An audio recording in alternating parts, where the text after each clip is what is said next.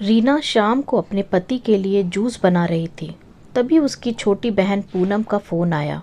रीना ने जल्दी से फ़ोन रिसीव किया और कहा, मैं अभी तुझे ही याद कर रही थी। तुझे आम का जूस पसंद है ना? इसीलिए जब भी बनाती हूँ हमेशा तेरी याद आ जाती है। पर रीना की बहन पूनम बिल्कुल खामोश थी। जब रीना ने उसकी खामोशी का कारण पूछा तो पूनम की सिसकियों की आवाज़ रीना के कानों में साफ सुनाई पड़ रही थी। रीना बहुत घबरा गई और उसने पूनम से ज़ोर दे के पूछा कि आखिर हुआ क्या है।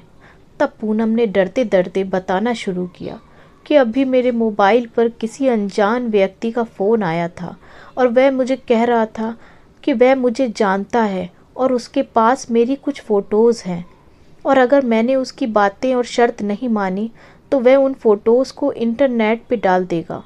तब रीना ने पूनम से कहा, पूनम, ऐसे ही कोई गलत नंबर होगा, कोई सिरफिरा ऐसे ही तेरे मज़े ले रहा होगा, तू डर मत, कुछ नहीं होगा ऐसा वैसा। तब पूनम ने घबराते हुए कहा, दीदी, मुझे उस इंसान से डर नहीं लग रहा, पर मुझे उसकी बातों से बहुत डर लग रहा है। यह कहकर पूनम रोने लगी। तभी रीना ने कहा, तो उसने क्या कहा है तुझे?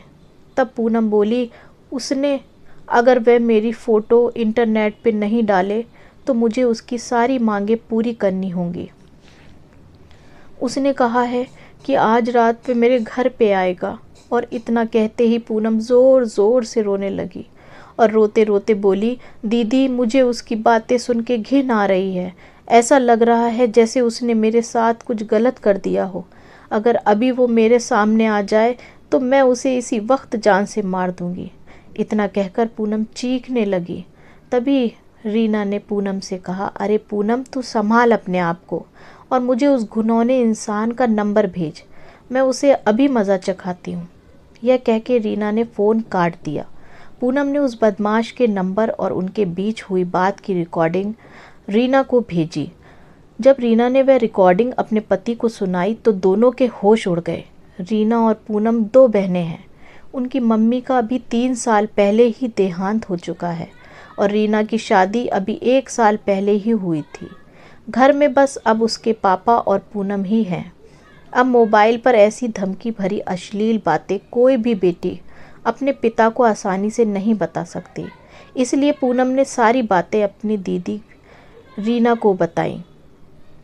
अगले दिन ही रीना और उसका पति पुलिस स्टेशन पे जाकर उस इंसान के खिलाफ पुलिस कंप्लेंट करवाया है।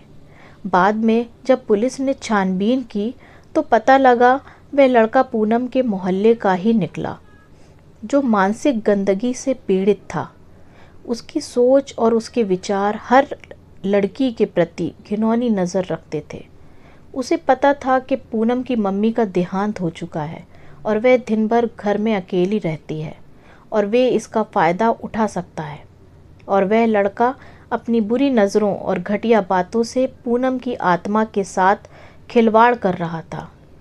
पर बाद में जब उसे पुलिस ने पकड़ लिया, उसे जेल की सलाखों के पीछे जाना पड़ा। आज भी हमारे समाज में उस जैसे मानसिक रोगी बैठे हैं जो हज़ारों लड़कियों की आत्मा के साथ खिलवाड़ कर रहे हैं।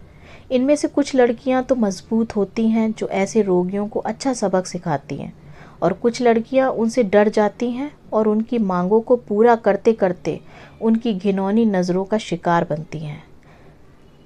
पर आज समय आ गया है कि ऐसे मानसिक रोगियों को हम लड़कियां ही सबक सिखा सकती हैं। इसलिए लड़कियों को उनसे डरने के बजाय उनका डटकर सामना करना चाहिए।